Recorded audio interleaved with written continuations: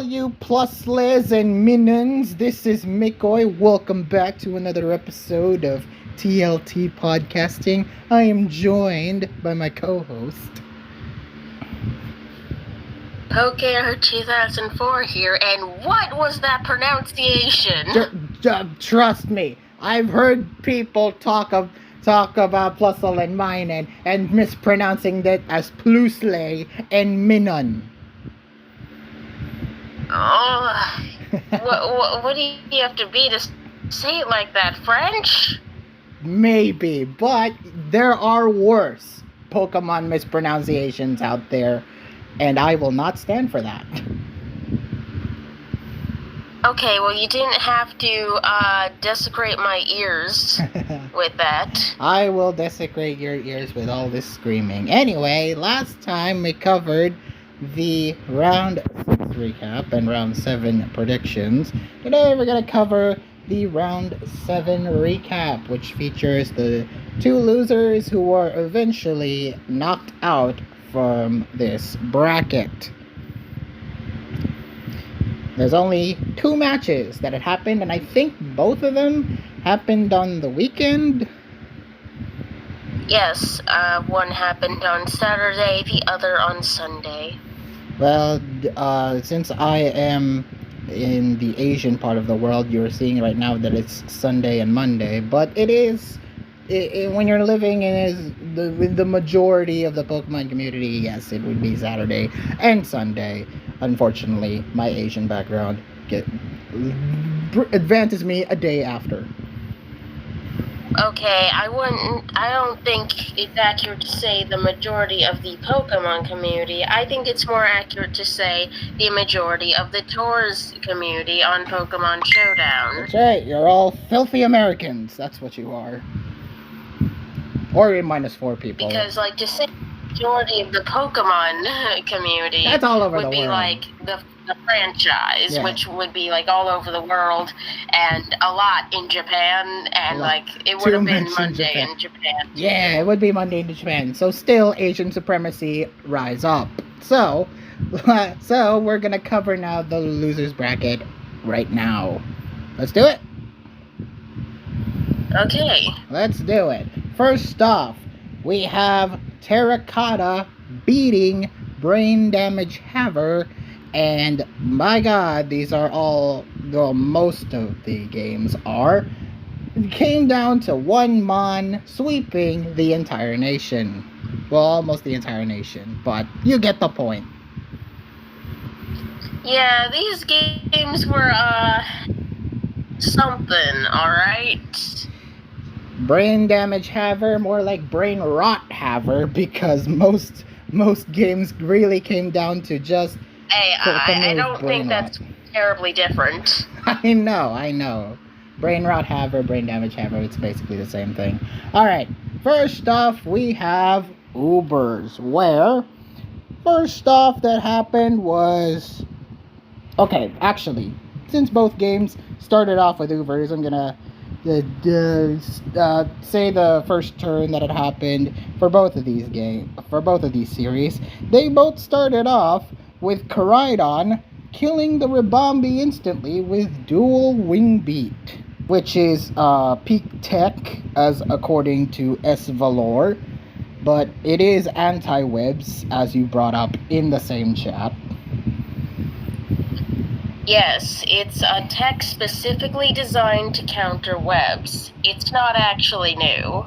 Yes, and Ribombee is right for the taking, so it is not safe to bring Ribombee as a lead anymore because Koraidon is just there waiting for the kill with dual wing beat.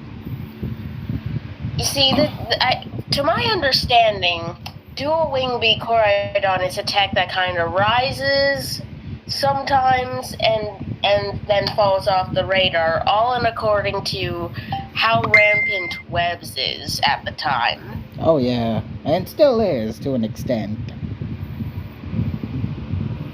Well, yeah, webs is rampant right now. That's why we're seeing a rising of it. Alright. Of the dual wing beat Koraidon. It's specifically to counter that Ribombee, and so they got off the first kill there. leaving Brain with one less Mon than he started with. And no webs up. Yes. But however, Brain started, being kind of threatening a little bit because he started setting up his Necrozma Duskmane. Yes, he did get paralysis. Yes, he would lose the speed tie, but it's still a very dangerous. Tie? Well, he would lose that if he was put up against Necrozma with no paralysis. He might have, gone a 50-50 battle with him, but that paralysis ensured that what Terra's Necrozma would be faster than Brain's Necrozma. Why am I slurring? Well, yes. Anyway, yes. Duskmane started setting up the Iron Defense, started setting up the Calm Minds to boost itself up, and had Store Power, which killed off both Landorus and Kyogre in two fell swoops. It was kind of questionable that they... More like 3 fell swoops, because it did not one-shot Kyogre. It did not, but I'm curious why he switched out, but then again, it was either paralysis or maybe he was starting to set up more, but, which is fairly understandable, but yeah, it ended up dying to it anyway, which was bad, which looked bad a little bit on Necrozma. However, Terra then started setting up his own Necrozma with the same moves. In fact, it is the same set of Iron Defense, Calm Mind, Stored Power. And then came... To answer your question earlier of why he switched out Lando, I assume he just wanted to preserve Lando for later. My guess is this is a Scarf Lando. Oh, it's a Scarf Lando. It might be. I think he's ran it before, so that's my guess. It might be something else, because the Koraidon's probably Scarf since it runs Dual Wing Beat, but I think he just wanted to save Lando for later, so he could use it for, mitigating damage off Koraidon, or to use it against the Eternatus, maybe. Which, okay, that explains things a little more. And basically, he just saw use for it later, while the Kyogre, I guess it had, I guess he was probably hoping for a para that turn. But... He was. I wouldn't put it past that fact. But yeah, maybe he was sacking Kyogre? Well, I mean, it was very likely, because Necrozma was just doing whatever stored power damage he had. It was most likely going to do a lot of damage to Kyogre, who only could really have that much special bulk to tank at least one hit. Yeah. So, yes. Then, it was... But the Necrozma's having all the stats up. And then Brain got a little cocky in chat saying, watch this crit. Watch this crit. Watch this crit. That's just kind of asking to be jinxed, bro. Yeah, he's getting a little cocky, getting a little overconfident that he was gonna get the crit. Bro is jinxing himself out in the open. And then this is why I never say things like that, because I know it jinxes you more often than not. That's why we don't say stuff like that in chat, people. And watch this crit, watch this crit, watch this crit. Turn 26, watch this crit. It critted Brain's Necrozma instead of getting the crit himself. Not that crit! And, not that crit, not that crit, not that crit. And he blames me. Dude, you were baiting. What the frick? You were asking for it, I'm afraid. You... quite literally, you were asking for it. You never said, watch this crit his Necrozma. You just said, watch this crit. Watch this. What was this in question, huh? Yeah. You gotta be careful what you wish for. Yeah, and it's gonna bite you on the ass like it did here. And he then tried to pass it on to Koraidon, who never got the crit, instead allowed Necrozma to heal itself up with Morning Sun, and eventually All the way to Terraground full, pretty much. in order to beat it with stored power. And since Brain doesn't have a dark type to deal with that stored power, only Terra Dragoning against the Eternatus. Eventually, Brain just lost in the end to that.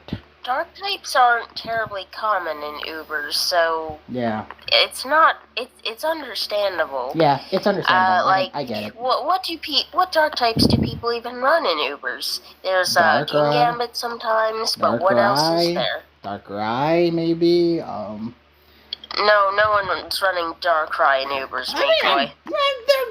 Darkrai could be a legit threat if you make it useful. Fortunately not. It's too slow. Unfortunately, It's unironically too slow. Unfortunately, it is too slow to deal with any sort of threat. And yeah, I mean, you could Terra Dark. That's an option. Yeah, but that's clearly not an option Brain had on his team. Yeah, unfortunately, having no Terra Dark option ruined Brain in the end, ultimately costing him against the Necrozma Duskmane. My guess is this set is on the rise due to a lack of dark types in the general meta. Yes. Well, except when you're fighting itself, you know? Well, I guess. Anyways, I feel the need to mention how Terra started off on the back foot because there was no paras at first. There was no paras, yeah. See, if he had gotten any paras, then that Kyogre would have probably seen a bit more use. It was carrying Calm Mind, after all. It was. Oh, it was? Alright. Yeah, so with any paras, like maybe just one or two even, that Kyogre would have likely set up a Calm Mind or two. Yeah, it could have set up a Calm Mind or two, was able to beat Necrozma, even after it boosted after the fact that he would set up Calm Mind itself. But yeah, Kyogre would have seen a lot more use. You're right. I also think it's worth mentioning that odds are even without the crit, Terra probably still won that 1v1. You think so? Yes, because either Brain gets parried and isn't able to do what he wants when he wants to, or Terra just PP stalls him. PP stalls him. Well, the fact that he is parried as well may save Brain a little PP for stored power, but yeah. Yes, but that's assuming Brain even tries to PP stall. Or understands what Terra's doing. But point is, Terra also had more stored power than Brain did. Yeah, he had one up stored power in front more against Morning Brain. Suns too. Yeah, he saved it. Yeah, he saved the Morning Suns as well, so. No, it's because Brain had simply used them before. Oh, true. Well, again, semantics aside, Terra maybe could have still won, but yeah. Yeah, odds are Terra was gonna win odds are Terra would win the 1v1 with Necrozmas even without the crit. Alright, next up is doubles, where we saw... I think this is the best game of the series. Yeah, because it's the only one that didn't feature any particular mon sweeping the other side. It's so funny. Terra said to me before he played that he was tempted to bring HO the entire time, so it would be over, like, faster. Oh boy. And well, Well, it was over, all right. Went I quickly. wouldn't call everything he brought a show, but like they certainly weren't long games. I mean, when you bring in a friggin' Iron Crown and Indeedee, Expanding Force, Psychic Terrain team, you know odds are that the match isn't gonna go long. So yeah, this was a good game, especially on Terra's part. So first off, Terra's Tornadus did survive a double attack coming from the Tornadus, Bleak Wind Storm and Landorus' Sludge Bomb attempt to survive in 1 HP and Icy Wind, both the genies, and then set up the Tailwind after sacking both the It and the Ogerpon, which was very nicely done for Terracotta, yes. The Follow Me also definitely helped. Yeah, the Tornadus living the double targeting was pretty big on his part, actually. I'm not sure if that was a roll. I imagine there was a significant possibility of it dying, so I don't know what the chances were, though. Yeah, so after the sacking of both Tornadus and Ogerpon, Regidrago just came in and Dragon Energy killed both Brains, Tornadus, and Iron Hands with a follow-up kill to Goldango later with Earth Power, which was very nice. And then came Iron Crown, then killed Pelipper, and then with Indeedee's Psychic Terrain support, Terra fighting to withstand, yes, the Sandsteer Storm coming in Lando's way, to beat both it and Rillaboom, to beat Landorus and chip Rillaboom, to allow Rillaboom to die to its own Woodhammer, recoil, and won Terracotta the game. I think it's worth mentioning that Terra played this really well from a in terms of positioning. Yeah.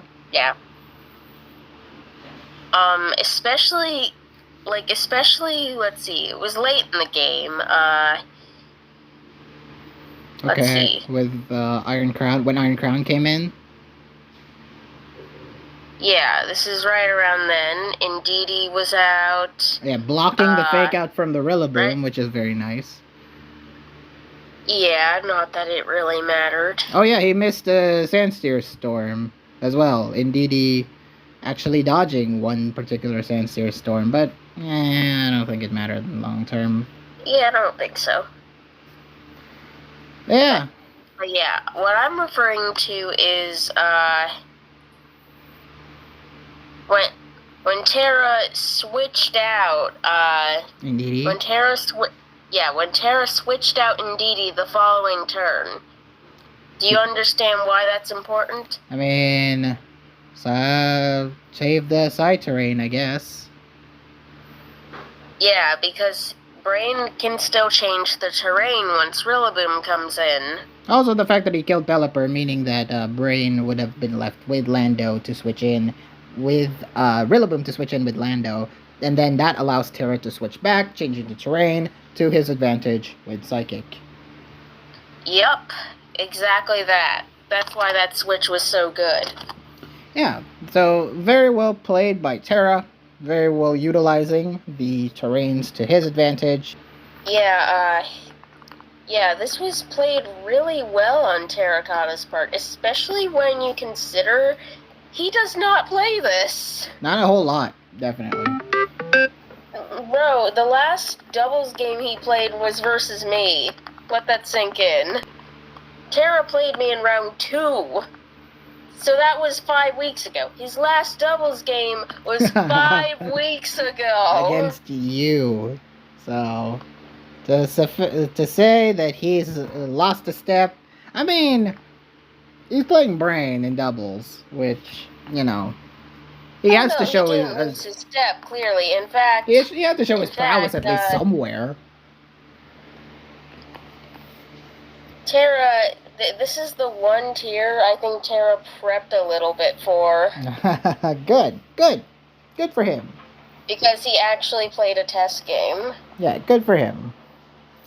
And I think that test game was huge in contributing to how he won here, because in that test game, he lost that test game. Yeah, as I was saying, he lost the test game because the opponent he was facing used a Rillaboom and preserved it to make sure the side terrain combo could not dominate. All right. And lo and behold, Brain brought a Rilla team. Yeah, so basically the main criticisms of that test game were you need good positioning if the opponent brings a Rillaboom. And lo and behold, Terracotta got great positioning, ended up winning. Yeah, that's why I believe the test game was very good for him and contributed to him winning this game. Very instrumental. Yeah, did I mention I was the one who provided the test? Exactly. Anyway. Yeah, that's why I know all about it. Anyway, next up we have OU, which was kind of a disaster, to be honest. Well, it was a building disaster more than it was a playing disaster, apparently. Oof. Well, let's review the game as it is. So, Brain first sets up with rocks with iron shreds, then steel beamed Skarmory to sack it, allowing it to die to body press, which allowed Iron Moth to come in and really just be a dangerous threat to Terra. So, it chipped the Slowking Galar. It then beat Dragapult on a hard switch and just keep boosting up its special attack via Fiery Dance. And then Terra, turn 7, tried to Moonblast it, which he didn't have Psyshock apparently. Yes, he switched that in thinking his Iron Valiant was running Psyshock, and felt very sad when he saw it wasn't. Very unfortunate, and that allowed to the Iron Moth just sweeping everything. Terra Watering to tank the Psychic Noise from a Slowking, and just beating the rest. Meowscarada died, Gliscor died, Skarmory died, and yeah, Brain ended up winning OU very quickly. But man, I understand. I understand why Terra made that mistake now. Mm-hmm. Though I have to wonder if things would have been different if he switched in Slowking instead of Iron Valiant to finish off the Iron Moth, but perhaps not, because actually maybe. Because if he switched it in, Psychic Noise, it probably doesn't die if Brain Terras it like he did the next time. But if it it kills Slowking, I guess, but then Terra can bring in the Iron Valiant and actually kill it. So I think we would likely be looking at a different game.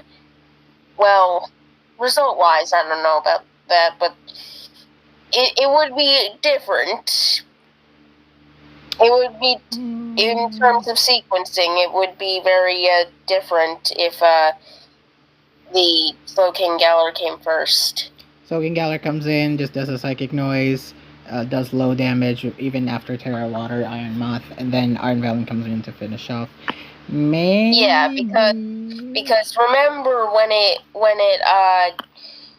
it did Psychic Noise versus the Terra Water, it was very low afterwards. 29%. So whatever Iron Valiant was throwing at it would have killed. Yeah, it just dies. Well, you gotta take So it. it's Well, you very gotta take note. unfortunate that Terra did not know that his Iron Valiant was not carrying Psyshock. Well, you gotta take note of the Rillaboom and the Comfey. You also gotta take note of the Roaring Moon potentially doing the sweep. But yeah, you're right. Anyway. Yeah, I suppose Comfey is, in theory, a bit of an issue without Slowking Galar. Yeah, without Slowking Galar, Comfey could be very nasty. But yeah, Brain got the win there. It is only win there in OU. Next up was PU, where we saw some things. For example, the Sand Slash, first killing off the Meteor.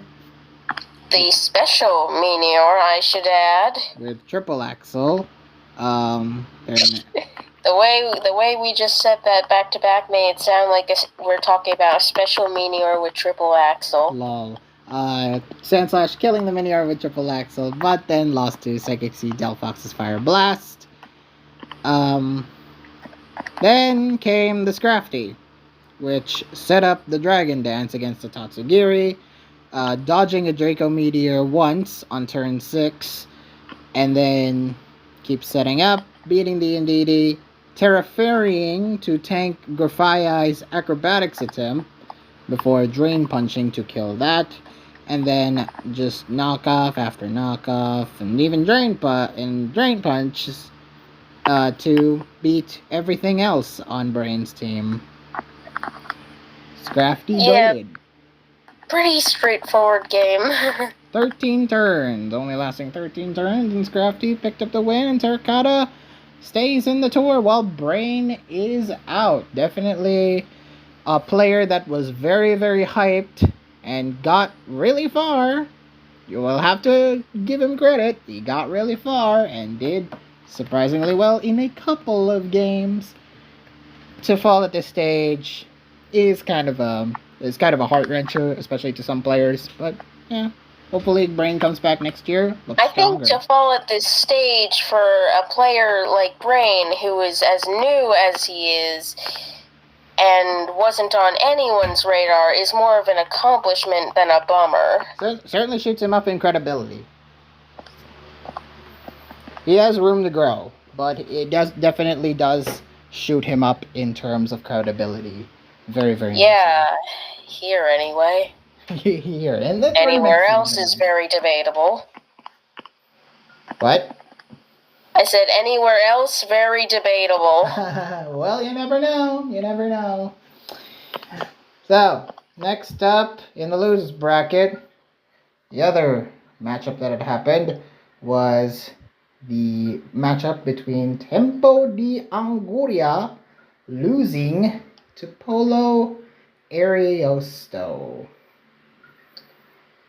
Tempo, no. Tempo lost, and I had him pegged as one of the top that will potentially win TLT.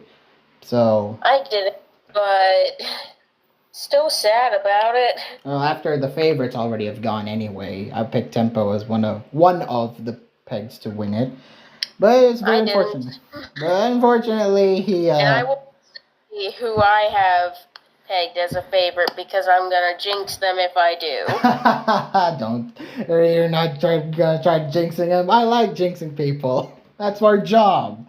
Anyway. No. First off. Then how am I ever gonna get the person I want to win if I keep jinxing them, huh? Don't try to seep in your luck, woman. Anyway, first game was Ubers, where we saw, just like in the previous series, we saw Tempo start off by killing the Ribombee almost immediately with dual wing beat, but then lost Arceus ground to Zacian after a hard switch and letting it set up Sword Stance in order to beat it with Behemoth Blade before killing it with Fluttermane. You know, Mikoi, it's funny. When we were watching the game, didn't I say before the game even started, watch it be dual wing beat Koraidon again? I know. was really funny. And then he sends it out first. I'm like, oh, wait That a is minute, I think it definitely is. Dual Wing beat Koraidon taking out a Ribombi early on. It's happened twice in a row, ladies and gentlemen. So, yeah. After that, Necrozma tried attacking on turn 9. Kyogre, though, was switched in, leading to the free paralysis on Koraidon the next turn, which kind of detrimented Polo a little bit because nothing on his team really wants to take a paralysis. Oh yeah, whatever happened that turn, Tempo was getting a free para. And it just so happened that the Mon that got parried is the fastest Mon on the field. Which, yeah, that's well, not good. in terms of Polo's team anyway, it was the fastest, but unfortunately got parried, and Kyogre stayed in to do a couple of ice beams to finish it off. Continuing that momentum for Tempo de Anguria, then Eternatus killed a twice fully paralyzed Arceus Ghost after Arceus Ghost, as you just saw, missed the Focus Blast on Kyogre. Then came the Eternatus. Then came Arceus Ghost just getting fully paralyzed twice. And then won the speed tie against Polo's own Eternatus on turn 17 before Kyogre finished off the Necrozma Duskmane. Tempo then won. Surprise? No, because it's Ubers. It is Ubers. It is definitely Ubers. Then came PU, where it was definitely a hard game for Tempo. First off, dealing with that Uxie, which became an early problem for a little bit. Nasty plotting and encoring Decidueye before that was Tempo's Uxie. Yes, it was Tempo's Uxie. Yeah, so yeah, but you really said that it was immediately a problem for Tempo, then bring up his own Uxie. Lol. It was instead of the fact problem. That he didn't have any walls for, toxicity, which that was actually the immediate problem. That was the immediate problem. Uxie would have been his most reliable asset because it's so bulky. Yeah, not that Uxie though. Not that Uxie's not super bulky. Is an offensive Uxie with Nasty Plot, Encore, and Thunderbolt, which, granted, did kill Arcanine. Uxie. Hmm? A speedy offensive Uxie. Did you see it outspeed the Arcanine? Oh, it did. Oh, it is a fast Uxie. A fast Uxie. You're right. Yes, a faxed Uxie. He got it from a fax machine. You got facts. You got facts. I deliver facts. Alright, so it got roared out by Mudsdale shortly after. And then came the actual problem. Toxicity, as you mentioned, which worked. That wasn't when it first came, but sure. Well, first killing the Terraghost Anaconda, and then Toxicity, and then Floatzel worked together to take Uxie out with a powerful wave crash, because it's abandoned Floatzel. Then Bombardier managed to take itself and Cramorant out via Brave Bird. Very nice kamikaze move there. And Mudsdale capitalized on a hard Zoroark switch-in by beating it with Body Press. Kind of a little... Yeah, I have to wonder if that was a sack. Maybe? Because, well, why else otherwise? Yeah, but Zoroark is faster than everything unless one of them is Scarf, which is very unfortunate. So, yeah. Floatzel then just cleaned up the rest.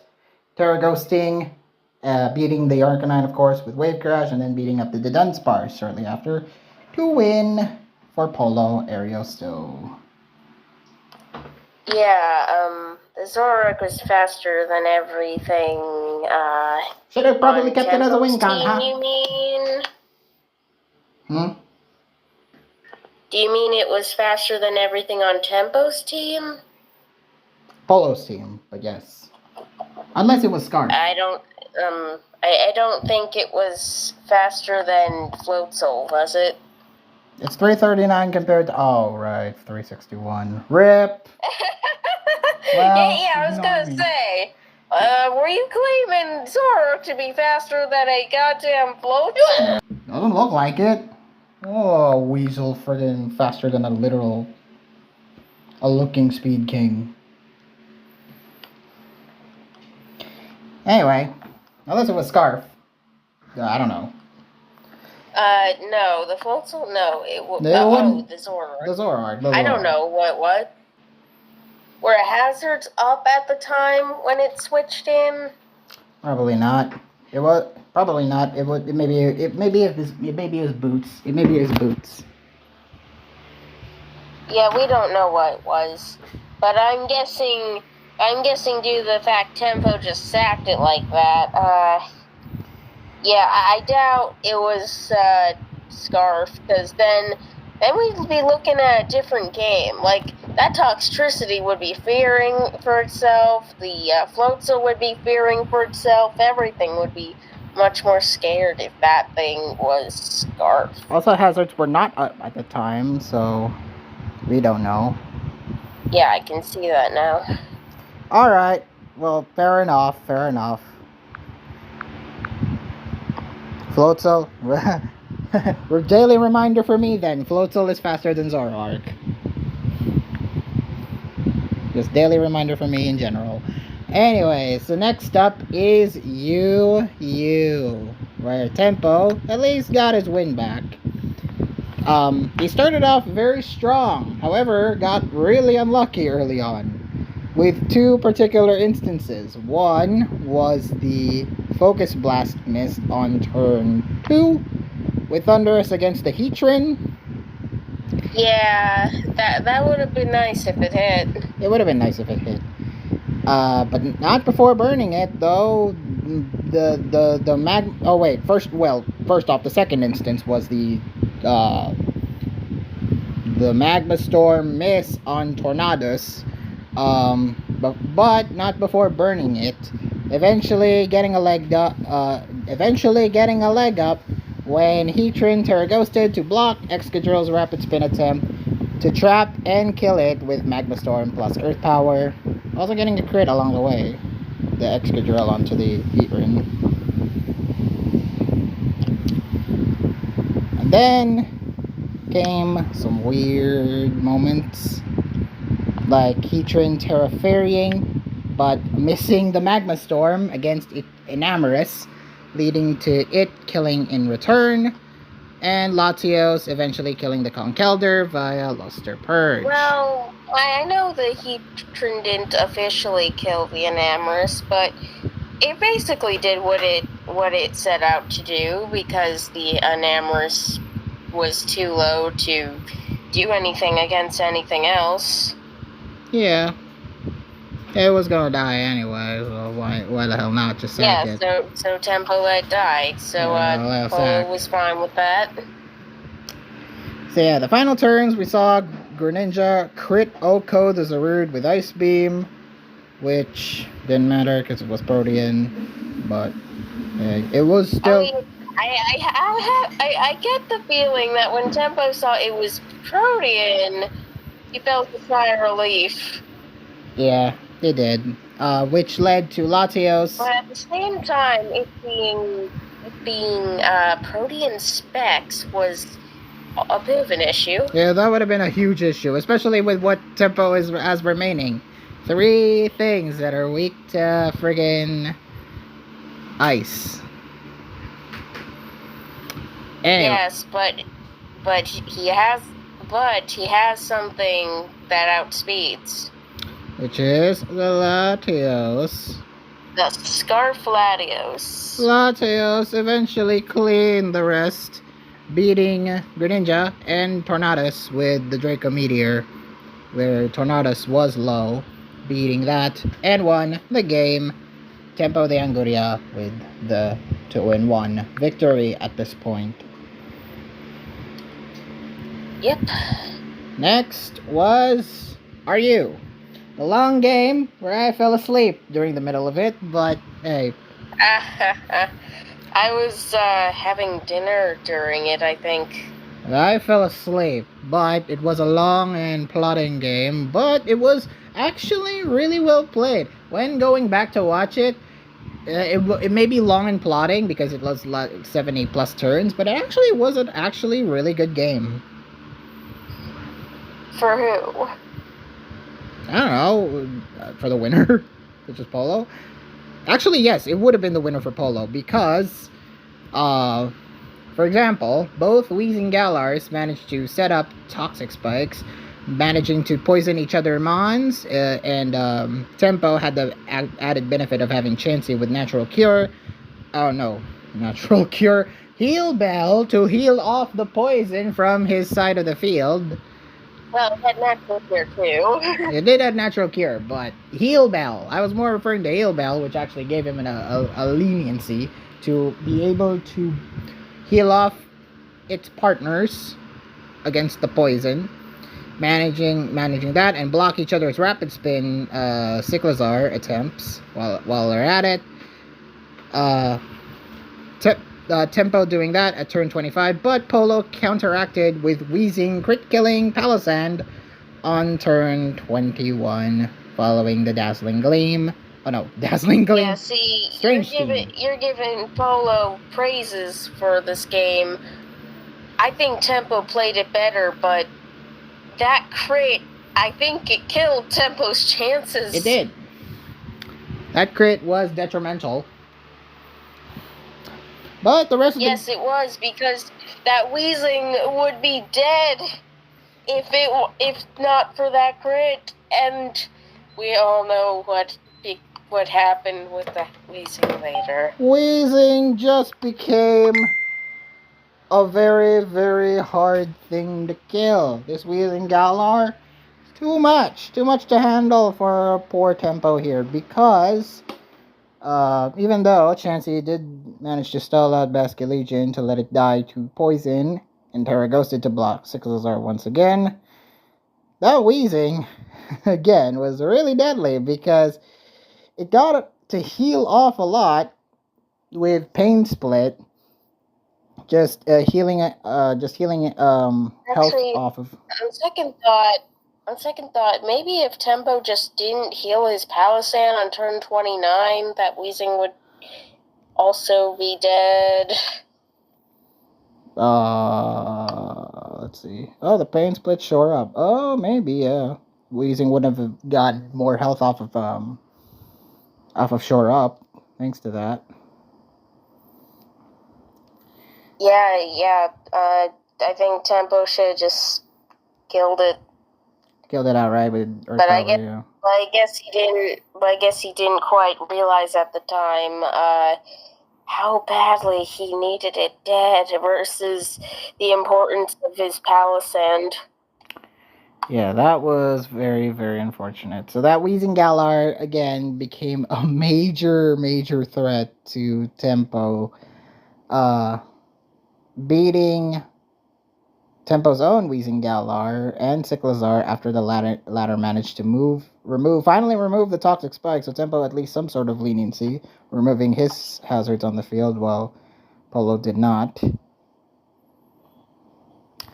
So yeah, Wheezing is just a problem late game, especially because Pain Splitting as Chansey healed, setting up the toxic spikes once again, managing to set up hazards once again, killing the Chestnut before Pain Splitting against Umbreon, managing to burn it. So its Will-O-Wisp, so its foul plays aren't doing as much as he would like to hope, and Tempo realizing that this was a losable game, there is no any way out. More like a losing game. It wasn't just losable, he couldn't win. Yeah, it's a losable game, so Tempo ended up forfeiting. Just directed you. Polo ended up winning. He dominated with beating Galar towards the end game. Very well played by Polo Ariosto. Yeah, but if Tempo had played a little more aggressively, or, not been crit, I think this would definitely be a different game, because Weezing would be dead. And what happens once Weezing is dead? That was the main issue. Once Weezing is dead, then yes. What? Okay, well, let's see what he had left. Very real possibility that Tempo wins if that Weezing dies. Especially as early as it could have. Well, both teams were still pretty active, but the majority of the mons were already either poisoned or, except for Rhyperior, just having taken already some damage. Well, by the point in the game where the Weezing could have died, that's what I meant. Like. Okay.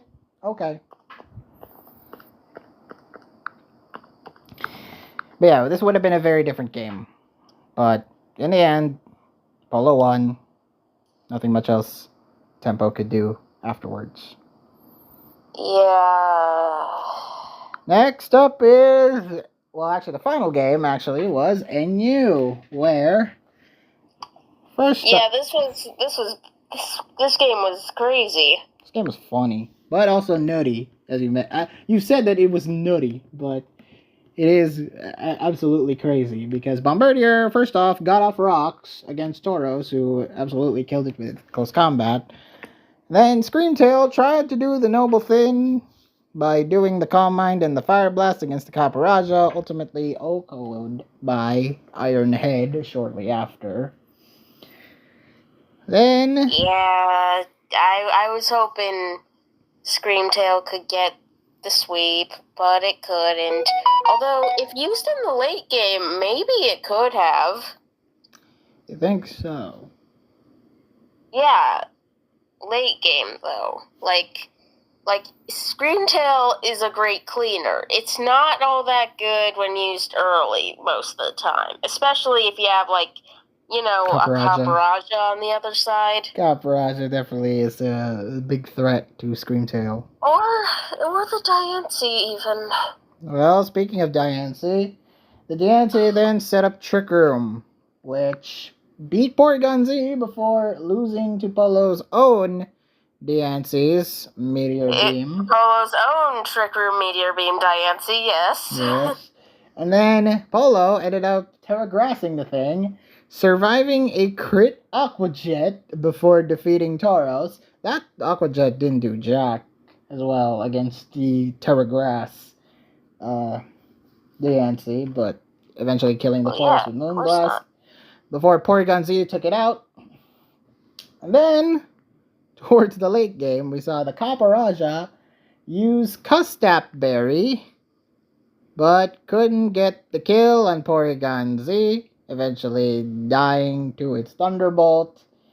It doesn't matter that didn't get the kill. That did what it needed to do. That cost, and that's what cost Tempo the game right there. Here, this turn? Caparaja hitting the Porygon, yes. Aww. That Porygon could have cleaned either once it got going. Yeah, if it had the right moveset, and that Caparaja didn't happen to be Custap Berry, well... Porygon just swept. Well, again, depends on the moveset. Depends on the calcs with the other mons. Like, if it's running Ice Beam, I think there's a good fair chance it sweeps. It definitely will. It definitely has Ice Beam as its fourth move slot. Are you kidding? Not necessarily. It has Thunderbolt. Well, I mean, the last move could have also been Shadow Ball, is what I mean. Oh, well, that ain't doing a whole lot. Especially when you got a full health Flygon. Well, Mikoy, you saw, Polo's own Porygon use Shadow Ball. It's a fairly common move on Porygon Z. But that Porygon also switches Berry instead of Lefty, so... Alright, anyway. Wait, what? Lefties? What? Polo's Porygon had lefties. Tempo's Oh. had citrus berry. Oh, it did. Why was it running lefties? I don't know. That's that's a little unusual, actually. Yeah, I'd never seen Porygon Z run leftovers either. Yeah, Tauros killing that. It's a Titan with Wave Crash, as you saw. Terra Ground's a Titan as well. Finishing off the game and the win for Polo Ariosto. The Aqua Jet killing the Porygon Z? What? Did you mention Aqua Jet killing Porygon Z? It feels like you skipped that part. Oh yeah, I did, because Tauros ended up killing it. Yeah, I don't think you mentioned it. Alright, now you mentioned it anyway. So yes, so Titan comes in, kills the Scyther, and then Terra Grounds against the Tauros. Eventually got killed by it. Yeah, Polo ended up winning. Yep. And that brings an end to Tempo de Anguria. As I said, like, after the favorites were already knocked out, he was one of my favorites to win the whole thing. Unfortunately, didn't move up. Is Polo now one of your favorites? I mean, at this point, very likely. Because now, let's see who... there's only 3 other people to choose Yeah, from. I know. We're at the top 4, people. We're getting into the end game now. But first, who one predicts? We're only predicted, like, what, 2 people? Yeah, we only predicted, like, 2 people. Who one predicts? You one predicts. And I predicted Terracotta to win, and I also predicted Polo Ariosto to win. Although, let's be real, Colored Name one predicts. Yes, because we want more of that, please. No, if you're wondering what I mean, not only did Colored Name predict who would win in both games correctly, he predicted how many games as well. Oh, that's right, he did, because he mentioned the how many numbers. Not only did he do the in-depth thing, the in-depth predicts thing, that which a lot more people should be doing. I like seeing these. I like reading these. So yeah, Colored Name predicted Terracotta would win 3-1. He got the tiers that he won slightly off. I mean, he predicted. But he correctly predicted that he won 3-1. Yeah, he didn't predict doubles, but he predicted Ubers and PU would be Terra wins. Yes, he predicted Terra would win Ubers, PU, and OU, and Brain would win DOU. And I think that's a fairly reasonable prediction. That's what I would have picked. That's what I thought. So that's what I thought too. I thought we mentioned. I was thinking we mentioned that in the video as well. But it's good that Colored Name, at least some evidence here. And then of course he would also predict Polo Ariosto to win in 5. Yup, 3-2. He was correct. And while the tiers he lists LC. aren't right because LC. Well, the tiers, I don't think they had picked tiers when Colored Name made this, so that's why true. The tiers are off. Yeah, he predicted LC would be played and OU. So while the tiers are not quite right, let's look at what he did predict. He predicted Polo would win in NU. He did. Yes. He predicted Polo would win RU. He did. He predicted Tempo would win in Ubers. He did. 3 correct predicts.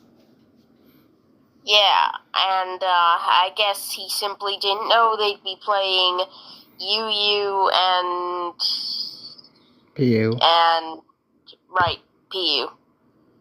So yeah, good. Again, just to reiterate, more in-depth predicts like what Colored Name posted. We want more of that. I like reading that because it gives me more of a genuine insight as to know which player, and through the lens of the people who are much more experienced than me in terms of Smogon battling and experience. So, yeah, more of that, please. Anyway, let's move on now to semifinals predicts, or as we lovingly called it, the losers. No, actually, the winners finals and the losers semifinals. Decoy, this is the losers finals. Oh, it is the losers finals. Well, the Wait, loser. No, it's not. It's the losers semifinals. I was right. I told you, woman, because whoever loses in the winners finals would go on to the losers finals. I told you. Yep, you're right. You're right. Yes, so it will be the winners finals and the losers semifinals. Just say top 4. So yeah, these are the top 4 players, and I'm very, very proud of every of these 4 players as they made it up to the eventual. Who will be next in line in terms of the TLT winners? TLT winners Hall of Fame. Let's find out, shall we? First off, in the winners finals, we have the absolutely hype matchup that is Rafna versus Wesh Papillon. Hype, hype, hype. This is the matchup that everyone else, after the favorites were already out, this is the matchup that everyone may have predicted to be in the finals, and I'm glad that it's happening right now because good God, this matchup is so good, especially at the runs that they've been on. They're gonna be playing Sunday. They're the later game of the two. How fitting, it's going to be a Sunday game. With the tiers being Ubers, OU, PU, LC, and Monotype. Oh. A lot closer than you may think. Yeah. So, I'm thinking Rafna takes Mono. Probably, but I mean, if Pop simply preps well Or just gets a good and team. plays it well, he could. I think Pap could definitely take it too. I mean, he is a strong competitor in any tier, at least. So I wouldn't be surprised to see Pap winning in Monotype. Could give Rafna a legitimate threat. LC is a little bit more dicey, I think. I think Pap should take that. Yeah, I also think Pap should take that, but, like, I don't know. Maybe Rafna... It's the same situation with Monotype. Maybe if Rafna preps well, he might he might actually take LC.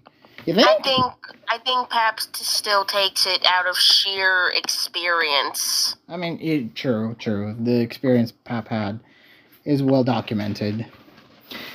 Ubers... I'd say Pap. Maybe, yeah. OU... sorry. We've seen Rafna play Ubers, right? Yeah, maybe we have. The fact that we are already like forgetting that did Rafna play Ubers just goes to show you that maybe we're just boomers, but that is such a random tangent that literally has nothing to do with anything. But our memories are just that slow that we could not remember if Rafna played an Ubers game. Just goes to show you that they aren't really that memorable. This tour's been going on for 8 weeks. 8 weeks. Do you expect us to remember every single detail? No. But yeah, Pap's gonna take Ubers. OU, I'm thinking like Raf. No. Maybe I'm thinking more like Pap, to be honest. Oh yeah, Rafna has played Ubers twice in previous rounds. Oh, okay. Once versus Polo, and the other time versus Colored Name. I believe he won both of those. So yeah, it might be a legitimate threat, but I still think, comparatively speaking, I think Pap takes Ubers. Probably. OU, what do you think? That's sort of 50-50 for me. You think? To my understanding, Rafna's good at it, but then again, he did choke pretty badly against Sprain there. What about Pap, though? I don't know. I don't really recall what his OU game is like, but he's solid in whatever he plays. Yeah, either way, it's going to be a little bit more 50-50. I'd say PU is in that same category as OU. Yeah. Both are equally as skilled there. So it's going to come down to those two. It's going to come down to those two tiers, and whichever who wins will absolutely swing in terms of who is more favored in the remaining games going forward. But yeah. Who do you think wins overall? I'm leaning Pap. You're going to lean Pap on this one. Really? Yes. Yeah. I mean, I could see a solid argument there. I mean, Pap has been skilled. He is very versatile in terms of TLT, and to be skilled in TLT, you've got to be versatile in almost any tier you play. I mean, Miko, look at the conversation we just had. In terms of raw statistics, what we just discussed, it's clear we both just said Pap is favored. Tier-wise, yes. And battling-wise, sure, Pap may be a little bit more of an edge, but Rafna could definitely surprise. Rafna could definitely surprise Pap in a couple of games that if he's not careful. Yeah, I agree. So to me, I'm also thinking Pap should will eventually go on to winners or to the grand finals at least. So yeah, I think Pap is just better at overall, and he's been on a roll. He's had that momentum boost, and hopefully with this week break should bring him back full on track and stay focused as he prepares for one of probably his toughest opponents to date. Oh yeah, I wouldn't say to date. That's no. Or his toughest opponent overall. That's even worse. Just say his toughest opponent in TLT yet. That's the wording I would. That's the actual wording I was going for. What am I thinking?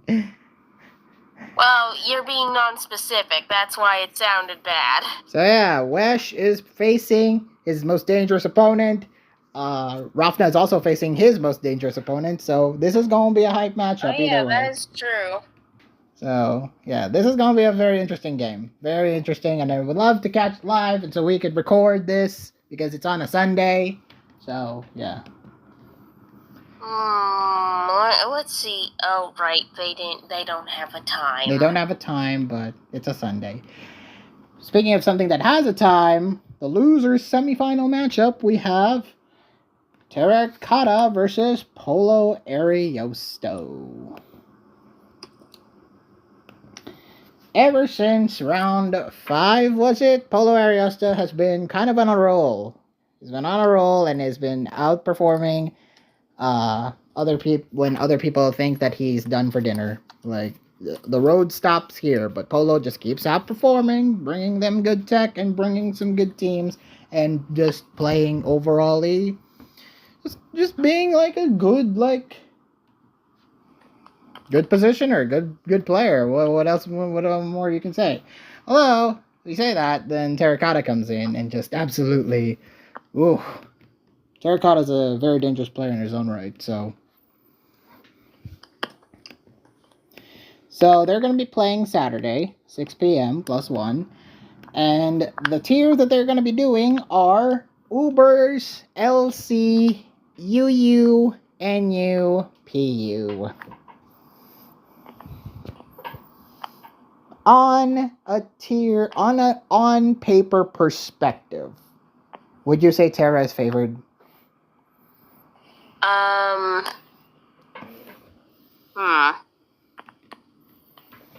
Okay, hold on. Hard to say, actually. Well, in terms of PU and Ubers, probably. The other ones are a bit of a toss-up. Even LC? Well, no, I I think think he's Polo not has favored in LC now. LC. Yeah, I think Polo's mega favored in LC. I meant UU and NU. NU and you are gonna definitely be a little bit more decidey in term. Yeah, just like with Rafta and Weshib being OU and PU probably being the decider. Terracotta versus Polo Ariosto is gonna come down to UU and NU, and we're both saying that these games should go to 5 games. Like, I generally like if these two didn't go to 5 games, I would be very very surprised. But um. Yeah, these two are going to be the UU and NU are going to be the deciders, while Uber's PU Terra has down, LC Polo has down. So who do you pick? I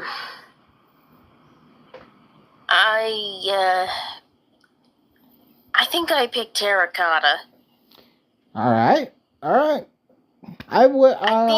I think he's the better player between the two in terms of consistency. I think he consistently plays better.